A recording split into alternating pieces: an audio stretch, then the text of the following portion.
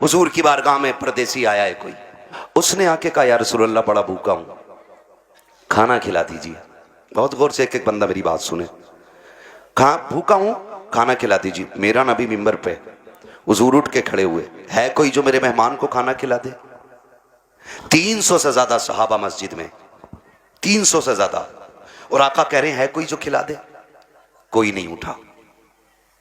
फिर आका ने कहा है कोई जो मेरे मेहमान को खाना खिला दे? फिर कोई नहीं उठा।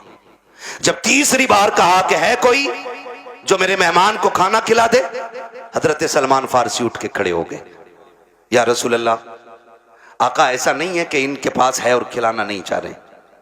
सरकार जितने मस्जिद में बैठे हुए ना आज सबके फाके, मगर हुजूर इजाजत दें तो मैं एक ऐसा घर जानता हूं जिस घर से कोई खाली नहीं लौटा है। अगर आप कहें तो मेहमान को मैं ले जाऊं। हुजूर ने सलमान फारसी का मुंह देखा, मुस्कुरा दिए, समझ गए वो घर किसी और का नहीं, मेरी बेटी फातिमा जहरा ही का होगा।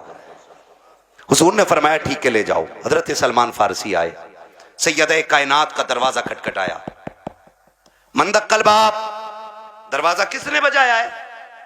आवाज आई सलमान फारसी, चचा कैसे आना हुआ?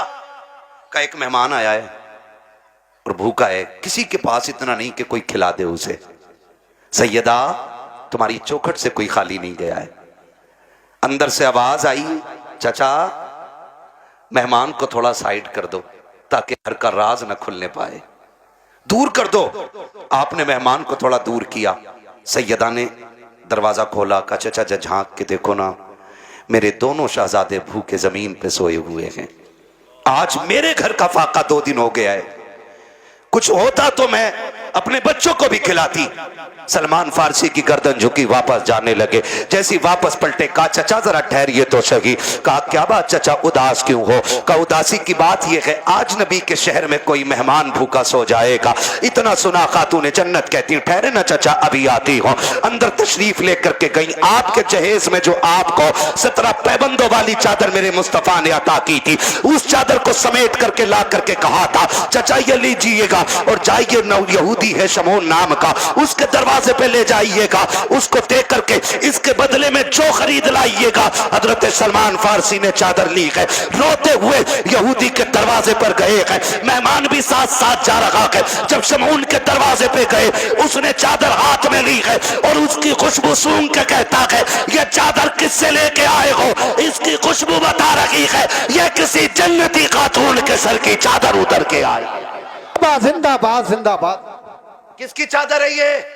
हजरत सलमान फारसी फूट के रोने लगे, कहने लगे ये उस घर की चादर है कि जिस घर की चौखट पे बेइजाजत जिब्रील भी नहीं आया करते हैं।